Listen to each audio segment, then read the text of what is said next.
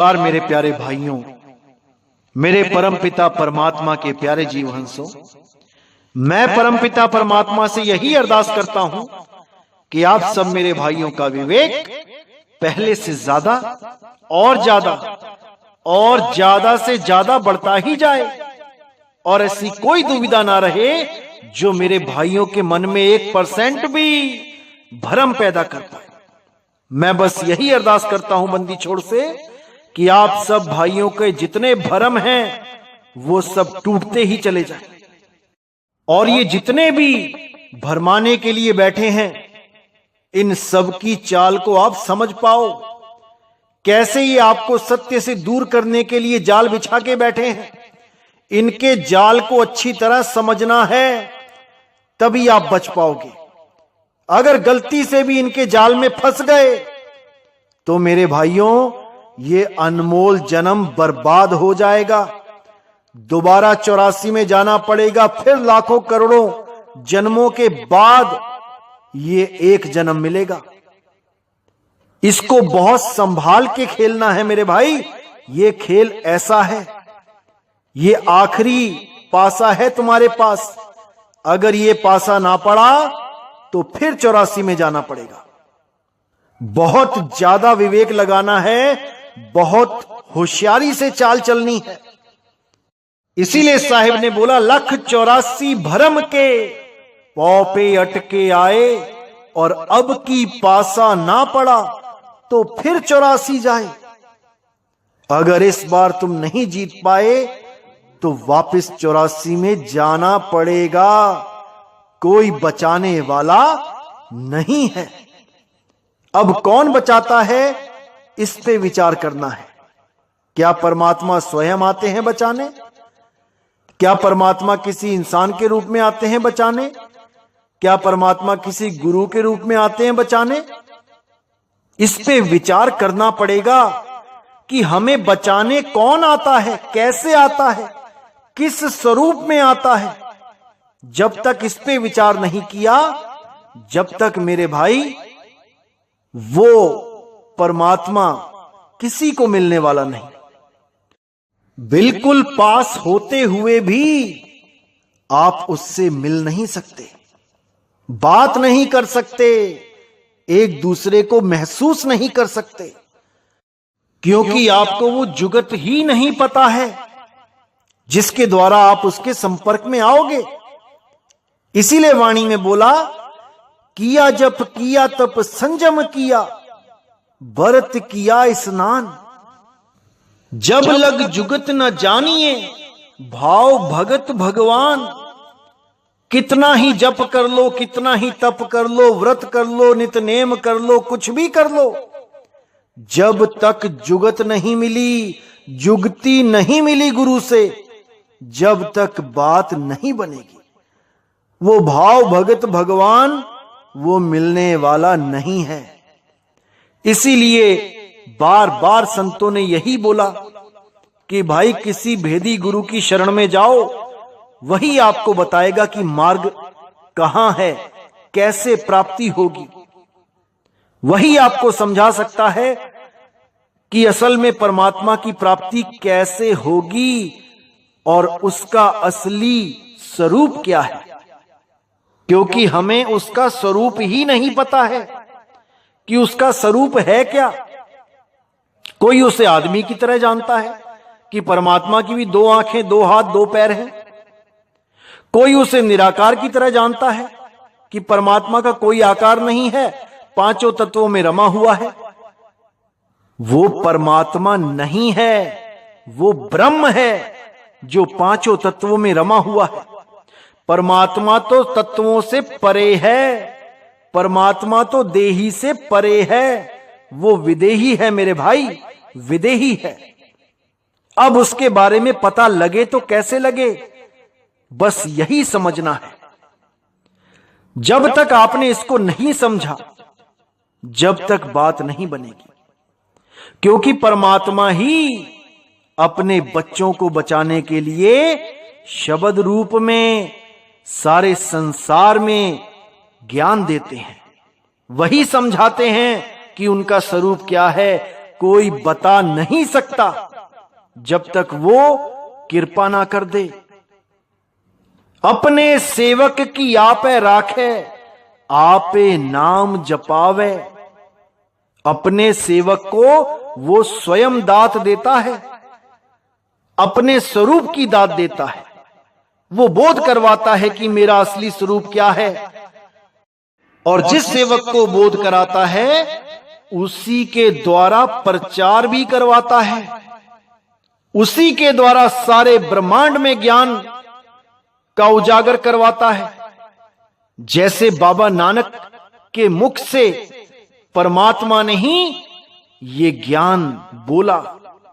इसीलिए नानक साहिब ने बोला, जैसी मैं आई खसम की बाणी, तैसा करी बयान वे लालो। यानी जैसी वाणी मेरे मुख से निकल रही है बिल्कुल वैसा ही बयान करना। एक भी शब्द इधर से उधर ना होए, एक भी भाव इधर से उधर ना होए। जैसी वाणी परमात्मा मेरे मुख से बुलवा रहे हैं वही बयान करना, क्योंकि ये मेरी वाणी नहीं, ये धुर की वाणी है, ये परमात्मा की वाणी है। तो परमात्मा संतों के मुख से इस ज्ञान का उजागर करवाते हैं, जिसे सुन के सारे ब्रह्मांड के जीव इस ज्ञान को समझ के परमात्मा से प्रेम करते हैं, परमात्मा को पाने के लिए ललायित हो जाते हैं, परमात्मा को पाने के लिए दिन रात रोते हैं। तब जाके परमात्मा उनको रास्ता देता है, परमात्मा उनको अपने आप में समा लेता है। सुरत समाए शब्द में, वाको काल न खाए। अरे जाप मरे अजपा मरे, अनहद भी मर जाए। ये जाप, ये अजपा, ये अनहद का ज्ञान देने वाले गुरु कभी परमात्मा तक नहीं पहुंचा सकते, क्योंकि परमात्मा तक पहुंचाने वाला गुरु केवल सार शब्द का भेद देता है, आपकी सूरत को ठिकाना देता है, कहां पे सूरत को रखना है, कैसे उसका सिमरन करना है, क्या क्या अनुभव होते हैं, ये सब की जानकारी देके वो आपको निर्भय पद में लेके आने की कोशिश करता है। जब आप अपने शरीर से हटके उस शब्द गुरु में सूरत को रमाते हो, तब आप समझ पाते हो कि वो परमात्मा का स्वरूप है क्या। नहीं तो इसी जप में, तप में, व्रत में, नित्यनेम में, इन पूजा स्थानों में, इन स्नानों में, इसी में अपना जीवन बर्बाद करके वो जीव फिर 84 में चला जाता है। ऐसा नहीं है कि ये सब करने से पुण्य नहीं मिलते, बिल्कुल मिलते हैं। अगले जन्मों में अच्छे अमीर घराने में पैदा हो जाओगे, बड़े बड़े मंत्री संतरी के घर पैदा हो जाओगे, बड़े बड़े राजाओं के यहां पैदा हो जाओगे। फिर क्या होगा? तपोराज राजो नरकम। तपस्या करी तो राजा बन गए, और राजपाठ में उलझ के, राजपाठ के भोग विलासों में पड़ के वापिस नरकगामी हो गए, वापिस किसी गर्भ में चले गए। इसीलिए साहिब ने बोला, जहां से आया वहीं समाया, कहें कबीर तूने क्या कमाया। गर्भ से ही आया और फिर गर्भ में चला गया। क्या फायदा ऐसी भक्ति का, क्या फायदा ऐसे जप तप का। अरे भाई, ऐसा गुरु ढूंढो जो तुम्हें जन्म मरण से, इस गर्भ जून से, इस नरकवास से जीते जी मुक्त करवा दे। केवल ऐसा गुरु तुम्हारा कल्याण कर सकता है जो तुम्हें जीते जी अनुभव करवाए, जीते जी मुक्ति प्रदान करवाए। ये मरने के बाद के स्वर्ग और नरक का झांसा ना दे कि मरने के बाद स्वर्ग चले जाओगे, मरने के बाद सतलोक चले जाओगे, मरने के बाद अकह लोक, अगम लोक, अनामी लोक चले जाओगे। मरने के बाद ना तो कोई तुम्हें देखने जाएगा और ना ही तुम यहां बताने आ पाओगे कि मैं कहां पहुंच गया हूं। लेकिन जो सत्य का अनुभव होता है वो प्रत्यक्ष होता है। वो जब मालिक की दया होगी जीते जी अनुभव करोगे उसी अनुभव को सत्य शब्द बोला गया है, उसी को सत्य नाम बोला गया है, उसी को सार शब्द बोला गया है। वो जीते जी अनुभव होता है। और अगर कोई सोचे कि मरने के बाद शब्द की प्राप्ति होगी, वो अभी अज्ञान में ही जी रहा है। उसको अभी पता ही नहीं है कि सार शब्द की क्या महिमा है। तो आज जिस मुद्दे पे हम बात करेंगे वो मुद्दा है अवतार। क्या होता है अवतार? जैसे कि आपने बहुत से धर्म ग्रंथों में, पुराणों में बहुत से अवतारों की बातें पढ़ी हैं, बहुत से अवतारों की कहानियां सुनी हैं। तो ये अवतार क्या होते हैं, आज इस पे विचार करेंगे। तो सबसे पहले मैं आपको बताना चाहूंगा कि अवतार दो प्रकार के होते हैं। एक अवतार जो होता है वो देहधारी होता है। वो देहधारी होता है, देह के साथ आता है और देह को ही अवतार घोषित किया जाता है। सारे संसार के आगे उसकी देह की ही महानता बताई जाती है, क्योंकि वो अवतार धर्म की स्थापना के लिए आते हैं। जब दुनिया में पाप बढ़ जाता है, बेईमानी, चोरी, ठगी बढ़ जाती है, कत्लेआम बढ़ जाता है, तो कोई ना कोई अवतार आके पापियों का नाश करता है। ध्यान रखना, पापियों का नाश करता है। इन अवतारों को कबीर साहब ने माया के अवतार बोला है बीजक में, और इन अवतारों से अन्य एक अवतार होता है जो परमात्मा का अवतार होता है। वो परमात्मा का अवतार विदेही होता है, उसमें देह की कोई मान्यता नहीं होती। वो देह का केवल इतना रोल होता है कि आपको विदेही का ज्ञान समझा सके, इससे ज्यादा देह का कोई रोल नहीं होता। अवतार, जब इस शब्द को आप समझेंगे तब आपको समझ में आएगा कि अवतार का क्या मतलब होता है। अवतार का मतलब होता है उतरना, नीचे उतरना, यानी नीचे आना।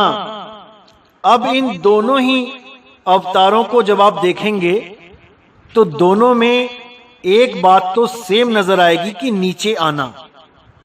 जैसे मन और माया के जो अवतार हैं उनके लिए क्या बोला गया है कि वो ऊपर के लोकों में रहते हैं, दिव्य लोकों में रहते हैं, और वहां से नीचे उतरते हैं इस मृत्यु लोक में धर्म की स्थापना करने के लिए, और धर्म की स्थापना करके वो वापस अपने दिव्य लोकों को ऊपर चले जाते हैं। अब जो परमात्मा का अवतार बताया गया है वो दो प्रकार से बताया गया है। एक तो वो गुरु रूप में आके सारी दुनिया को ज्ञान देते हैं, ज्ञान को समझा के उनको मुक्ति पदार्थ देते हैं, राम रस देते हैं। जैसे वाणी में भी आता है कि मौला आदमी बन आया। वो परमात्मा एक आदमी का रूप धारण करके सारे समाज को जगाने के लिए आया। वो कबीर साहब के रूप में आया, वो चारों युगों में आया, और कबीर साहब ही वो पहले शख्स हैं जिसके लिए बहुत से धर्मों के लोगों ने भी बोला कि सबसे पहले जागने वाला संत कबीर ही है। कबीर से पहले कोई भगत हुआ ही नहीं, कोई जागा ही नहीं। असल में वो लोग ये असलियत नहीं समझ सकते, नहीं समझ पाते कि कबीर साहब पहले से ही जगे हुए हैं। वो तो हमें जगाने के लिए इस दुनिया में आ रहे हैं, हमें समझाने के लिए दुनिया में आ रहे हैं। और गुरु भी कौन सा धारण कर रहे हैं? जो खुद मूर्ति पूजा करता है। कितनी महानता है देखो। यानी जो खुद मूर्ति पूजा कर रहा है, जो जड़ वस्तुओं की पूजा कर रहा है, उनको अपना गुरु बनाते हैं आके। कितनी बड़ी बात है। तो एक अवतार तो ये हो गया कि वो शरीर धारण करके अपनी इच्छा से इस दुनिया में आके प्रचार करते हैं, हमें समझाते हैं। और दूसरा अवतार होता है शब्द रूप में। वो कैसे होता है? जब वो संतों के द्वारा शब्दों के माध्यम से सारे जगत में ज्ञान पसारा करते हैं, तब वो उनका दूसरा रूप होता है अवतार का। वो शब्द रूप में उस संत के अंग संग होते हैं।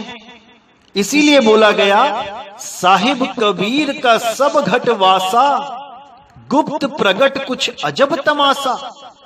जहां संत तहां प्रगट भयहू, और जहां असंत गुप्त तहां रहूं।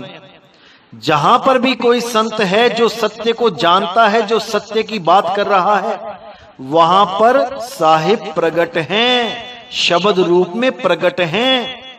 वो संत खुद भी शब्द से जुड़ा होता है और सारे जगत को जोड़ सकता है। और जहां असंत है, वहां पे साहिब प्रगट होते हुए भी गुप्त हैं।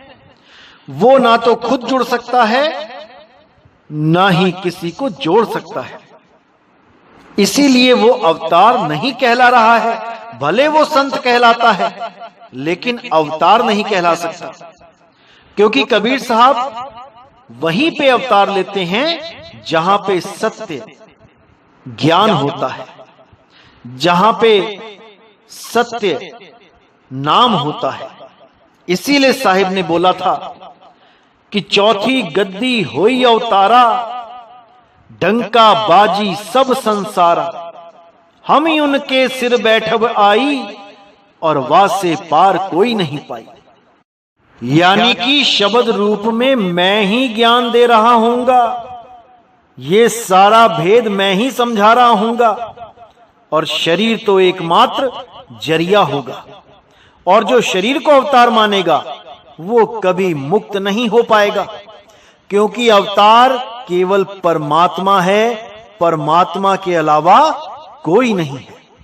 शब्द गुरु ही अवतार है, और शब्दों के माध्यम से ही सारी दुनिया को चेताने के लिए आते हैं। इसीलिए बोला, हम हैं शब्द, शब्द हम माही, शब्द से भिन्न और कछु नाही। शब्द न बिन से देही, कहें कबीर हम शब्द सने। इसलिए केवल और केवल परमात्मा ही अवतार है, शब्द गुरु ही अवतार है, इसके अलावा कोई नहीं। कोई भी गलती से भी देह को अवतार नहीं मानना, क्योंकि देह विनश जाएगी, देह खत्म हो जाएगी, देह का नाश हो जाएगा, लेकिन शब्द का नाश कभी नहीं हो सकता। इसीलिए बोला गया, शब्द गुरु सुरत धुन चेला। देह की तो कहीं बात ही नहीं है। देह तो केवल एक माध्यम है समझाने के लिए, इससे ज्यादा देह का कोई रोल नहीं है। चाहे गुरु की देह हो, चाहे हो चेले की, एक दिन दोनों का ही विनाश होगा। इसलिए मेरे भाइयों, देह से हटके हमें केवल विदेह शब्द गुरु की भक्ति करनी चाहिए। उसके अलावा सब झूठ है, सब मिथ्या है, सब कोरी कल्पना है।